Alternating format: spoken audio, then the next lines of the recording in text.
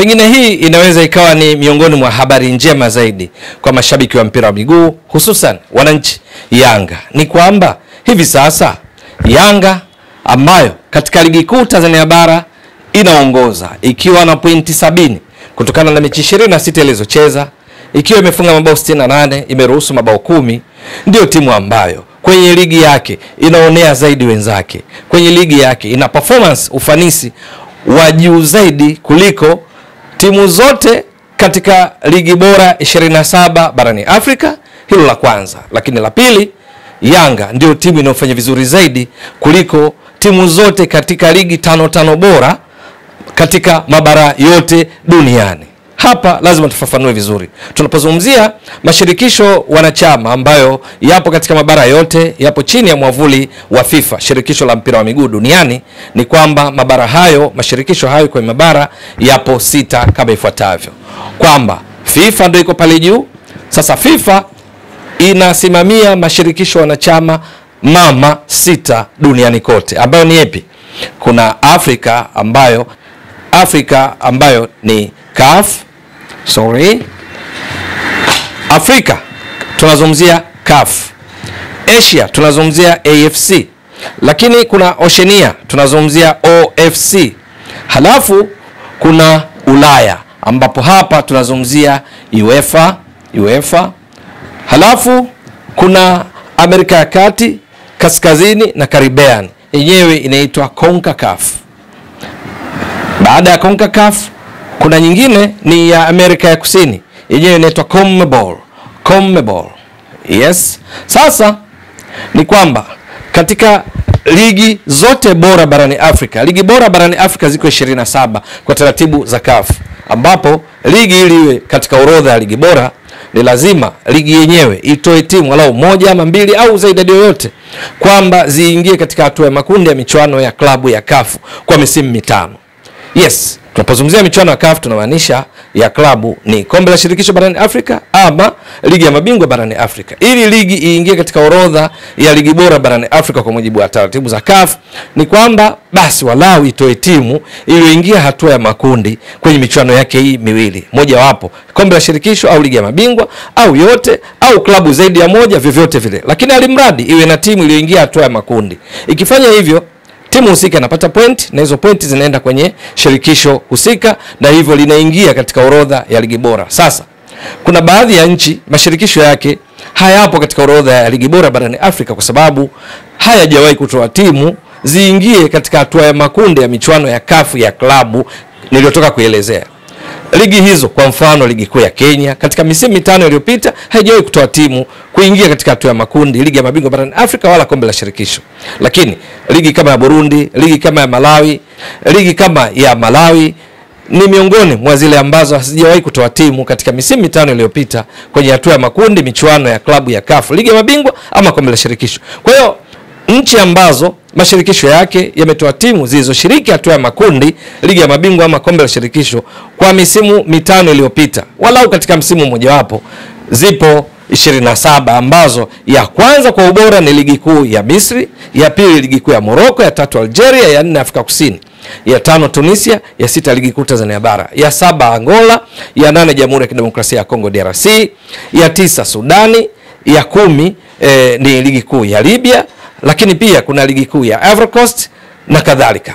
Sasa zile za mwisho kwenye 2-3 za mwisho kule 27 na 26 na 25 utaipata ligi kuu ya Burkina Faso, kuna ligi kuu ya Niger, lakini pia kuna ligi kuu ya Eswatini. Ndio zinakamilisha orodha ya ligi bora 27. Sasa kwenye ligi hizo 27 nazungumza kwenye ligi zake kwa msimu wa 2024 2025 2024-25 unaoendelea, hakuna timu yoyote kwenye ligi zile bora 27 barani Afrika ambayo performance yake, ufanisi wake unafikia wa Yanga, kwa sababu Yanga ya Tanzania hivi sasa ina pointi 70 kati ya pointi 78 zitokanazo na mechi 26 ilizocheza. Ukizidisha kwa 100 unagundua hapa Yanga ufanisi wake, Yanga hii tulitoka kuielezea ya Tanzania, ufanisi wake ni around 90%, kwa sababu ukizidisha vizuri utapata 89.7 4 3 5 8 9 7 4 3 5 na kujirudia around 90%. Huu ni ufanisi wa hali ya juu unaifanya Yanga. Ukipima timu zote kwenye ligi zao kwa msimu huu, hapa nasisitiza kipimo ni juu ya timu ilivyoperform, ufanisi wake kwenye ligi yake kwa idadi ya mechi zilizocheza na pointi zilizopaswa kupata, kuliziweka katika asilimia, Yanga na kwa nambari 1 barani Afrika kwenye ligi bora zile 27 zilizotoka kuzielezea. Lakini hiyo haitoshi, sio tu katika ligi bora 27 za CAF. Ukienda kwenye ligi 5 bora, kwa maana kwamba sasa kwenye mashirikisho mengine sihesabii ligi 27 kama ilivyo Afrika, bali kwenye mashirikisho mengine, kwenye mabara mengine, naangalia ligi 5 bora. Asia na miangalia ligi 5 bora. Katika ligi 5 hizo bora, timu gani kwenye ligi yake ina perform kwa kiwango cha juu zaidi? Kwa hiyo nimeangalia ligi 5 za AFC ambako ni Asia, 5 za OFC, 5 za UEFA, 5 za CONCACAF, 5 za CONMEBOL. Kwenye kuangalia huko utagundua hakuna ambayo inafikia ufanisi wa Yanga kwa kuangalia asilimia ya performance, kwa maana kwamba wana pointi ngapi, walipaswa kuwa na pointi ngapi kulingana na idadi ya mechi walizocheza. Wacha tupitie kila bara tuone. Asia, AFC.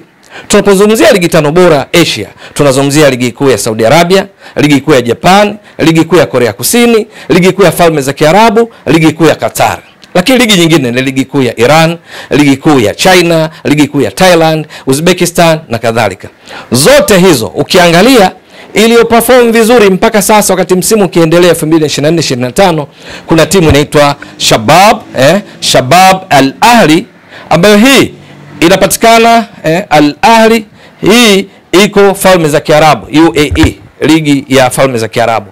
Mpaka sasa hii Shabab Al Ahli michezo iliyocheza ni michezo 21, lakini yenyewe ina pointi 55 kati ya pointi 63 zitokanazo na pointi na michezo 21. Ukizidisha kwa 100 hapa utagundua Shabab Al Ahli performance yake, ufanisi wake ni around 87%. Hii katika ligi bora 5 za Asia ndio best performer kwenye ligi yake, Shabab Al Ahli ya UAE, Falme za Kiarabu, ambayo haifikii ufanisi wa Yanga ambao tumeshatoka kuonyesha hapo ni around 90%. Kwa hiyo Yanga best kuliko timu inayoperform zaidi katika ligi 5 bora za Asia.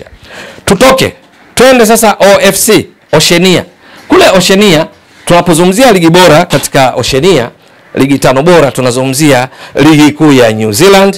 Ukitoka hapo kuna ligi kuu ya Fiji, ligi kuu ya Tahiti, ligi kuu ya Vanuatu na kadhalika. Sasa kwenyewe timu inayofanya vizuri zaidi katika Oceania ni timu inaitwa Venus. Hii Venus ipo katika ligi kuu ya Tahiti. Mpaka sasa hii Venus ya Tahiti imeshacheza mechi 19. Mechi 19 ambayo matarajio ni kuwa na pointi 57. Lakini hii Venus hivi sasa kwenye msimamo wa ligi kuu ya Tahiti ina pointi 51. Kati ya pointi 57 ukizidisha kwa 100 utagundua hapa ufanisi wake ni asilimia 89.47, around asilimia 89. Ni performance, ufanisi ambao haufikii asilimia 90 za Yanga. Hapa tumetoka katika ligi kuu 5 bora kule OFC. Lakini ukiondoka OFC tunakwenda UEFA. UEFA ni ligi 5 bora tunaangalia barani Ulaya, ambapo hapa tukisema ligi 5 bora barani Ulaya tunamaanisha ligi kuu ya Italy, ligi kuu ya England, ligi kuu ya Spain, ligi kuu ya Ujerumani, ligi kuu ya Ufaransa. Ukiangalia katika timu zote zinazoongoza kwenye ligi bora hizo, inayofanya vizuri zaidi ni PSG ya Ufaransa. PSG ni kwa sababu gani? Yenyewe katika mechi zilizocheza ni 31. Matarajio ni kwamba 31 mara 3 as a maximum performance iwe na pointi 93, lakini PSG ina pointi 78. Kwa 78 katika 93 ukizidisha kwa 100 hapa utagundua ufanisi wa PSG mpaka kufikia sasa ambapo imecheza mechi 31 ni around asilimia 86.666 to infinity, around asilimia 87. Hii ni PSG katika UEFA miongoni mwa ligi 5 bora ndio inayofanya vizuri zaidi kulingana na pointi ilizo nazo, kulinganisha na pointi zilizopaswa kuwa nazo. Inazizidi timu kama Barcelona inayoongoza kule Spain, Liverpool ya England ama kule Italy. Yenyewe inayoongoza ni hiyo PSG ya Ufaransa. Ufanisi huu 87% haufikii performance ya Yanga ya CAF kutoka Tanzania yenye ufanisi wa 90% kwenye ligi yake. Ukitoka UEFA tunakwenda CONCACAF. Tunapozungumzia CONCACAF ni bara ama shirikisho la mpira wa miguu ambalo linahusisha nchi za Amerika ya Kati, Kaskazini na Caribbean. Hapo unamaanisha ligi kuu ya Mexico inaitwa Liga MX, ligi kuu ya Marekani MLS, ligi kuu ya Honduras, tunazungumzia ligi kuu ya Guatemala ni miongoni mwa ligi ambazo tunazungumzia. Ligi kuu ya Costa Rica ndio ligi 5 bora za CONCACAF. Sasa kwenyewe timu inayofanya vizuri zaidi ni timu inaitwa Cruz Azul. Cruz Azul. Hii inapatikana Mexico katika Liga MX ambayo yenyewe mpaka sasa Cruz Azul kwenye ligi kuu ya Mexico imeshacheza mechi 17. Matarajio hiyo na pointi 51, lakini yenyewe ina pointi 42. Sasa 42 katika 51 ukizidisha kwa 100 utagundua performance yake ni 82% ambazo hazifikii 90% ya Yanga. Ukitoka hapo twende Amerika ya Kusini ambako huku tunakutana na CONMEBOL. CONMEBOL ligi 5 bora kule Amerika ya Kusini hivi sasa tunapozungumza, kwa mujibu wa vyanzo mbalimbali ikiwemo CONMEBOL wenyewe, lakini ikiwemo shirikisho la kimataifa la historia ya mpira wa miguu na takwimu IFFHS.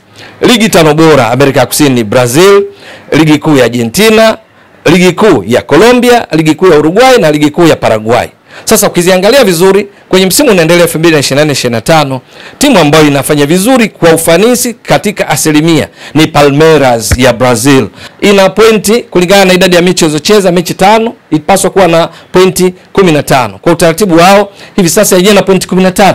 Sasa 13 kati ya 15 ukizidisha kwa 100, Palmeiras ukifanya ukokotoaji kwa usahihi utagundua ni performance ya 87%. Bado kutoka CONMEBOL hakuna timu yenye performance kwenye ligi yake iliyo bora zaidi ya Yanga ya Tanzania. Kwa lugha nyingine, Yanga ndio timu ambayo duniani hivi sasa kwenye ligi kuu bora zote 27 barani Afrika na ligi 5 bora kwenye mashirikisho mengine yaliyo chini ya mwavuli wa FIFA, ndio timu inayoonea zaidi wenzake, ndio timu inayofanya vizuri zaidi kwenye ligi yake.